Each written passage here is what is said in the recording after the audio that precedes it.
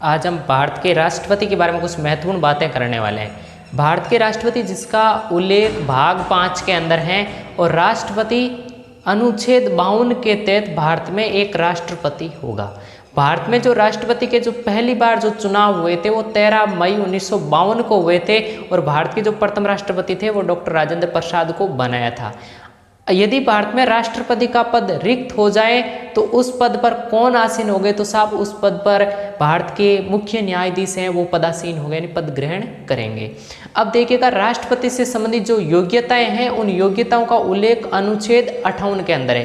पहली योग्यता कि राष्ट्रपति बनने के लिए न्यूनतम कितनी आयु की आवश्यकता है, तो 35 साल और अधिकतम आयु का कोई भी प्रावधान नहीं है। दूसरी बात यह है कि साहब राष्ट्रपति किसी भी लाभ के पद पर कार्यरत नहीं होना चाहिए।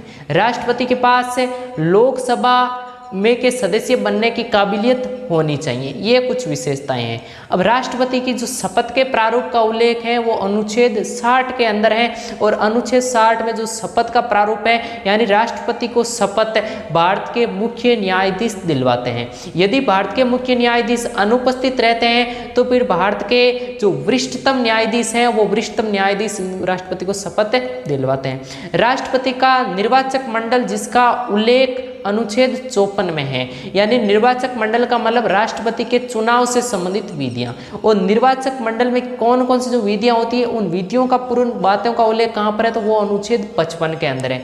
राष्ट्रपति का चुनाव यानी राष्ट्रपति के चुनाव के अंदर लोकसभा व राज्यसभा के सभी निर्वाचित सदस्य, साहब लोकसभा के अंदर तो सभी निर्वाचित ही होते हैं, लेकिन राज्यसभा के अंदर 12 सदस्य जो मनोनीत होते हैं वो राष्ट्रपति के द्वारा मनोनीत किए जाते हैं। वो सदस्य राष्ट्रपति के चुनाव में भाग नहीं लेते हैं।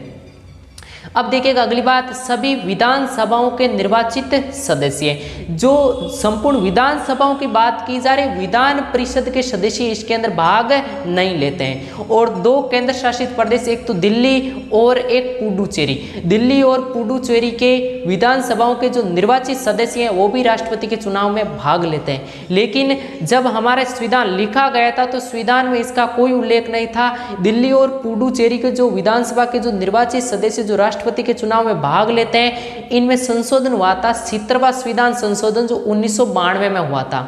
इसके द्वारा 1995 के अंदर यह प्रावधान किया था कि दिल्ली व पुडुचेरी के जो विधानसभा के जो निर्वाचित सदस्य हैं वो राष्ट्रपति के चुनाव में भाग लेंगे। और इन्होंने जो पहली बार राष्ट्रपति के चुनाव में भाग लिया वो 1997 के राष्ट्रपति के चुनाव में भाग लिया था। अब देखिएगा राष्ट्रपति चुनाव से संबंधित जो विवाद हो जाए उन विवाद का निपटारा उच्चतम न्यायालय करता है। और ये कौन से अनुच्छेद में उल्लेखित है, तो ये अनुच्छेद 71 के अंदर है। और राष्ट्रपति को हटाने के लिए जो महाभियोग चलाया जाता है, महाभियोग की जो प्रक्रिया है वो महाभियोग की प्रक्रिया का उल्लेख अनुच्छेद 61 के अंदर है। तो चलिएगा, जय हिंद।